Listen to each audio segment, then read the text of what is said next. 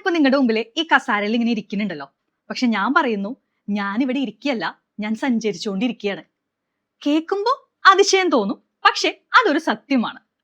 നമ്മൾ ഒരു ദിവസം രാവിലെ എഴുന്നേറ്റിട്ട് നോക്കുന്ന സമയത്ത് ഭൂമിക്ക് ഒരു മാറ്റം സംഭവിച്ചു. മറ്റൊന്നുമല്ല, ഭൂമി അതിന്റെ കറക്കം അങ്ങ് നിർത്തി. കേൾക്കുമ്പോൾ വലിയ മാറ്റമൊന്നും ഭൂമിക്ക് വരില്ല എന്ന് തോന്നും.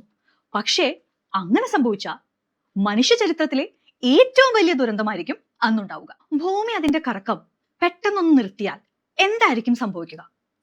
ഞാൻ നേരത്തെ പറഞ്ഞതുപോലെ നമ്മൾ ഇരിക്കുന്ന സമയത്ത് പോലും നമ്മൾ സഞ്ചരിച്ചുകൊണ്ടിരിക്കുകയാണ്. ഭൂമിയുടെ മധ്യഭാഗത്ത് സ്ഥിതി ചെയ്യുന്ന ഒരാൾ മണിക്കൂറിൽ 1670 കിലോമീറ്റർ സ്പീഡിലാണ് സഞ്ചരിക്കുന്നത്. അതായത് ഒരു വിമാനം സഞ്ചരിക്കുന്നതിനേക്കാൾ സ്പീഡ്. ഇത്രയും വേഗത്തിൽ സഞ്ചരിച്ചിട്ടും നമുക്ക് എന്തുകൊണ്ടാണ് നമ്മൾ ട്രാവൽ ചെയ്യുന്നതായിട്ട് തോന്നാത്തത് എന്ന് നിങ്ങൾ എപ്പോഴെങ്കിലും ചിന്തിച്ചിട്ടുണ്ടോ? അതിന്റെ കാരണം നമ്മൾ സഞ്ചരിക്കുന്നതോടൊപ്പം തന്നെ നമ്മുടെ ചുറ്റുമുള്ള വായുവും സമുദ്രവും പ്രകൃതിയും ഭൂമിയും എല്ലാം സഞ്ചരിച്ചുകൊണ്ടിരിക്കുകയാണ്. എന്നാൽ ഒന്ന് ചിന്തിച്ചു നോക്കൂ, ഈ സഞ്ചാരം ഒരു സെക്കൻഡ് നേരത്തേക്ക് ഒന്ന് നിന്നുപോയാലോ? ഇങ്ങനെ കറങ്ങിക്കൊണ്ടിരിക്കുന്ന ഭൂമി പെട്ടെന്ന് അതിന്റെ കറക്കം നിർത്തിയാൽ എന്തായിരിക്കും സംഭവിക്കുക?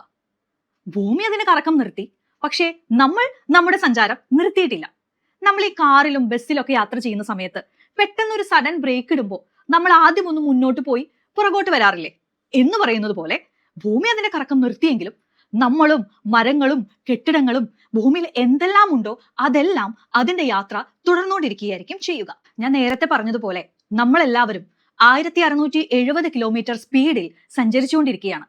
പെട്ടെന്ന് ഭൂമി കറക്കം നിർത്തുമ്പോൾ നമ്മൾ എല്ലാവരും അതേ സ്പീഡിൽ തെറിച്ചു വീഴുകയും ഒരു അദൃശ്യ സ്ഫോടനം നടന്നതിന് തുല്യമായ എഫക്റ്റ് ഭൂമിയിൽ ഉണ്ടാവുകയും ചെയ്യും. ഭൂമി അതിന്റെ കറക്കം നിർത്തിയാലും യാത്ര നിർത്താത്ത അതിശക്തമായ ഒന്നുണ്ട്, അതാണ് കാറ്റ്.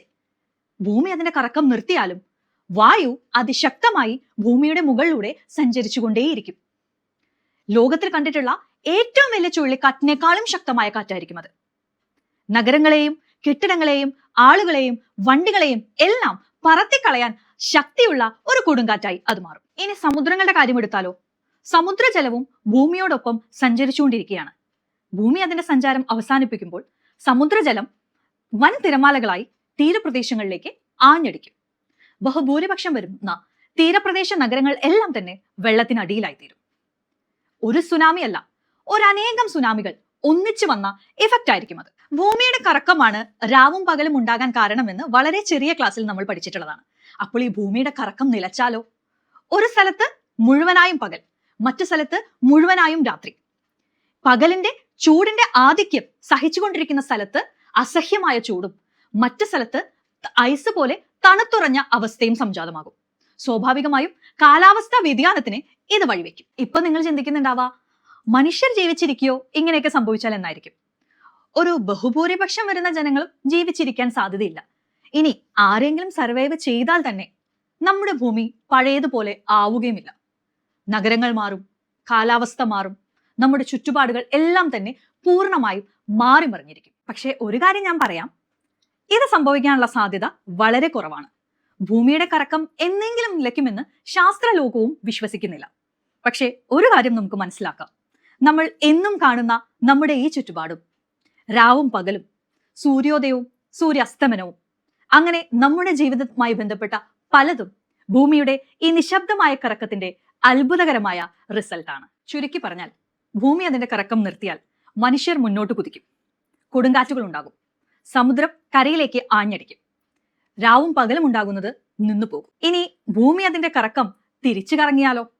അല്ലെങ്കിൽ ഒരു മണിക്കൂർ മാത്രം ഭൂമി അതിന്റെ കറക്കം നിർത്തിയാലോ? ഇത്തരത്തിൽ ഭൂമിയുടെ കറക്കവുമായി ബന്ധപ്പെട്ട നിങ്ങളുടെ സംശയങ്ങൾ ഇതിൽ കമന്റിലൂടെ ചോദിക്കാവുന്നതാണ്. മറ്റൊരു വീഡിയോയുമായി വീണ്ടും വരാം. Till then bye.